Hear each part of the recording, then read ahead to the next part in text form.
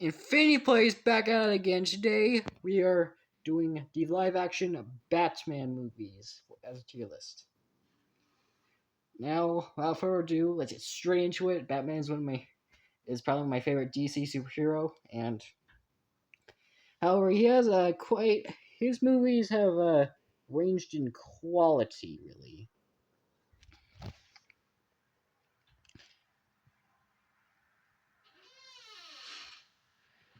Yeah, that's the thing with Batman. His movies have ranged in quality. Let's start off with the very first Tim Burton Batman movie. Jack Nicholson was I'll say Jack Nicholson was really good. Jack Nicholson was really good as the Joker. It's just that there was just the love triangle between Batman, Vicky Vale, and the Joker wasn't just didn't really feel like the Joker in character. I feel like the love triangle between Joker, Batman, Vicky Vale wasn't really necessary. It was just kind of there. The movie still holds up today, and it's still very entertaining.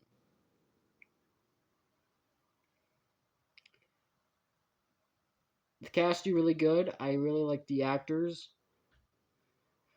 I really like the movie was, and my main problem with these early movies that these two first movies that Batman has no problem with killing people. That's one of the main things about Batman. He doesn't kill, and this movie messed it up.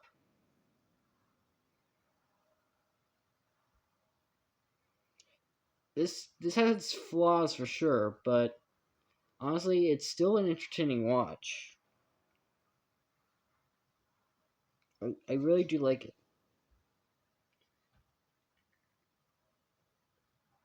It's going in. I'd say the first Batman movie is B.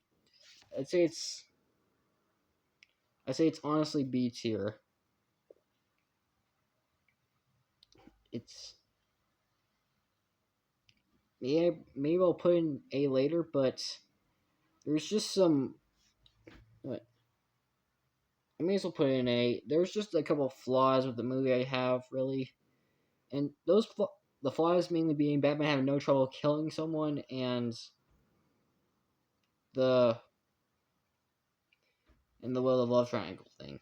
But the rest of the movie's pretty good. I especially love the atmosphere.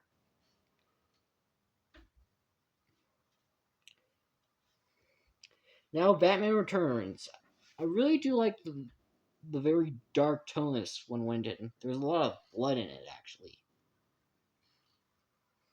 It was really dark and really felt like Batman Universe. Really, Michelle Pfeiffer as Catwoman was really good. I just don't want. It's just that I don't really like the way Catwoman was made, getting revived by cats. I just prefer it being a regular person. Because if you remember because that doesn't really. And Danny DeVito as Penguin, and is just is just cool. Honestly, it's he was very good.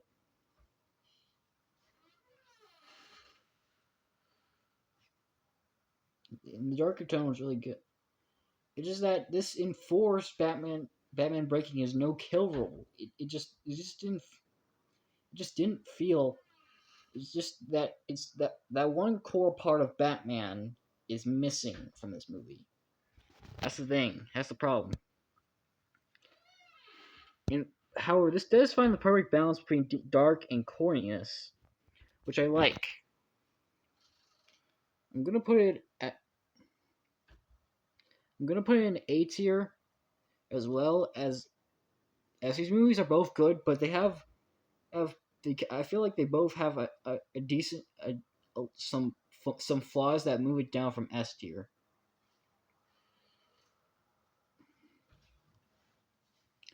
Now we're on to Batman Forever. If this was talking about Batman games, the Batman Forever video game would be an F tier, but the movie itself wasn't as good. The movie wasn't really good either. it threw away all the dark seriousness and went for a whole cheesy vibe. It was the city didn't really feel the same as the first two ones. And Val Kilmer wasn't as good as Michael Keegan. He just was not.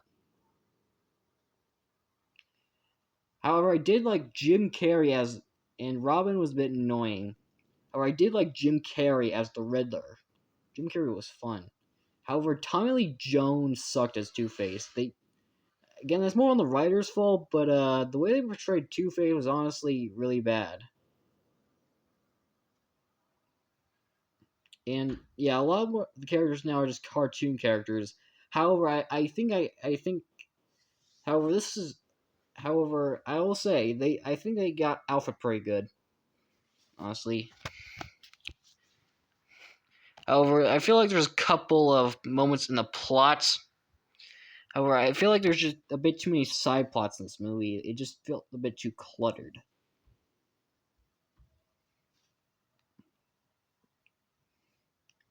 There was just too many.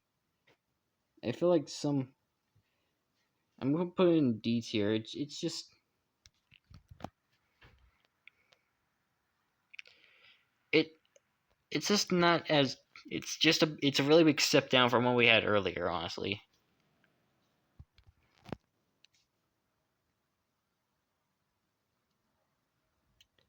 Batman and Robin. Oh god. This killed the Batman franchise for a long time. If not for Christopher Nolan, the Batman franchise would never have been revived. Batman and Robin was just way too goofy. That's the thing. And Robin was a bit, and George Clooney did even worse than Val Kilmer. And the two, Batgirl and Robin, were really annoying, and the writing was really flawed. Well, and the less I talk about Bane, the better. Oh my god! And all Schwarzenegger is probably the best villain in that movie, and he still kind of sucks. Just way too many ice puns, too corny.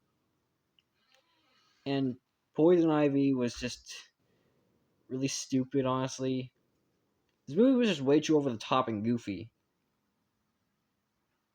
And the villain's plots didn't really work.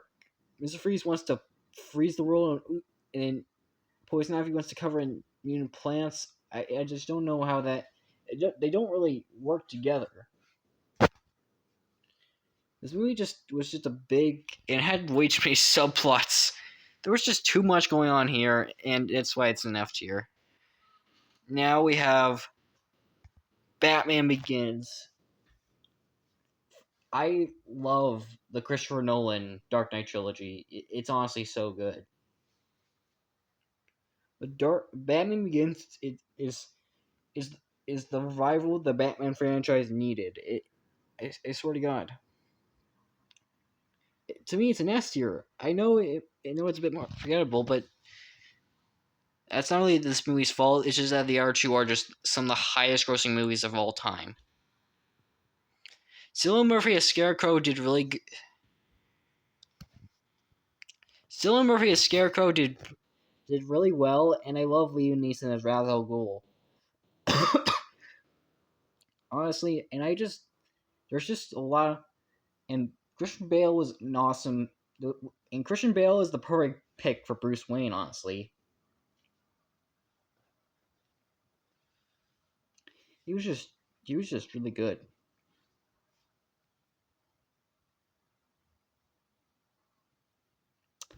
And there was just a lot, and Alfred was really good too. There was just a lot.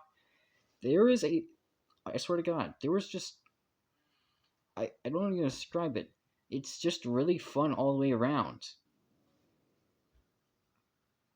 The dark tone was brought back, and honestly, it, Rachel was a good love interest for for for for this movie, And man, it was. I just don't know how to. I don't know how to say this properly, but this was this was the start of the amazing trilogy. It's just it has to be an S. So many good scenes in there too. Now, well, I'm not gonna waste time with this really. Obviously, obviously, the Dark Knight is obviously S tier, bro. It's S tier. I mean, Heath Ledger as Joker. Do I need to say anything else?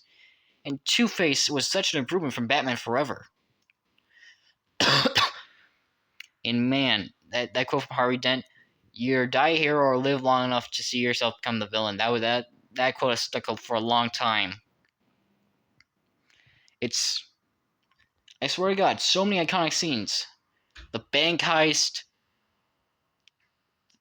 like the bank heist, the freaking shoot, the freaking Joe, the pencil magic trick, the fairies, the fairy scene, fighting the SWAT team, Harvey becoming Two Face, and all those action scenes, bro. They're so good. There's no. It needs to be an S tier. That's all it needs to be said.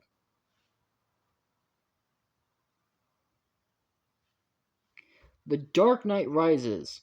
Sure, it definitely has its flaws, but I feel like the pros outweigh it, really. The pros outweigh the cons of the Dark Knight Rises. Sure, Bruce Wayne getting back to Gotham so fast, yeah, but I'll just chalk it up to plot reasons.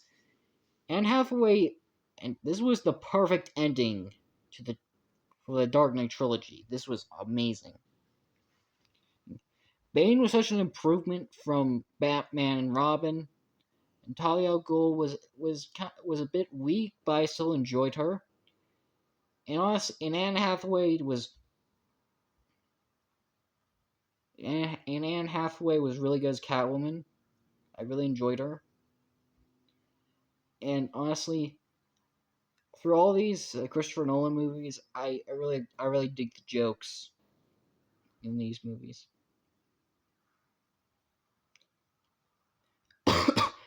and man, and honestly, I just don't. I mean, Bane plunging Gotham into chaos. It was just so epic, honestly. You have a complete conclusion to this trilogy and did justice. S tier. Christopher Nolan is a masterpiece. The Dark Knight trilogy is a masterpiece. I'll tell you that. Yeah, honestly, the Snyderverse is kind of a weaker just it's just the Snyderverse is just a weaker version of the Christopher Nolan movies. I mean, Batman vs Superman was pretty disappointing. They should have connected to the Dark Knight trilogy, so it could be at least better. I mean, they went straight from Man to Steel for Batman vs Superman, and they didn't even give Batman a standalone movie in the DCU universe. And honestly, I feel honestly there was I feel like it just I I was awake during this entire. I just felt like I randomly slept and then awoke at random times in this movie. There was just like the pacing was so weird.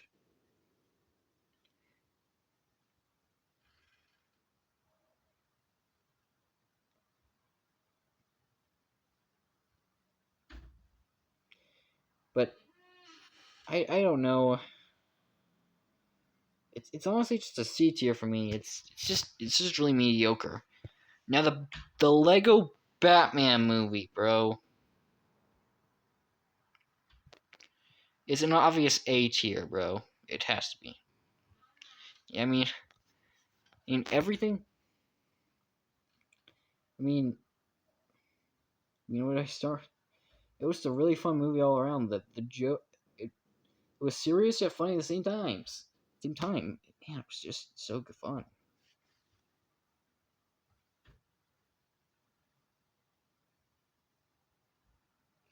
Now the both Justice League movies, the theatrical cut and the Snyder cut. The Snyder cut I've heard is much better, and this one is just kind of a the theatrical one. I'll give it a C tier since I just heard how mediocre it is, and I'll give the Snyder cut a B tier because I heard it's a lot better. Even though somehow this is like 4 hours long, which is kind of surprising.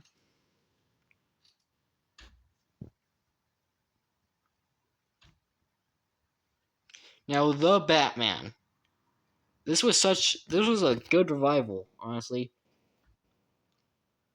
It was just really fun all around. My main critique is I didn't really like some of the casting choices. Robert Pattinson as Batman was not a perfect choice in my eyes. Sure, he did really well, but I just felt there were some cracks where I really I didn't see him. There was a couple cracks where I didn't see Robert Pattinson as Batman really.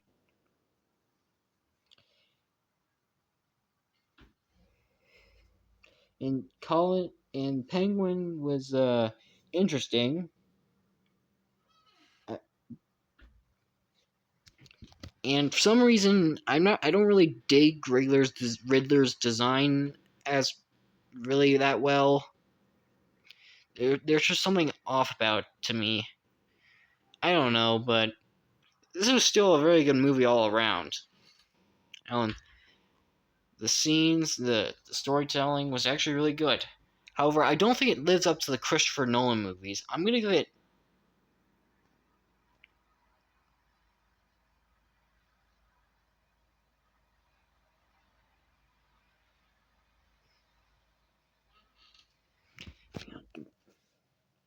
I'm gonna give it.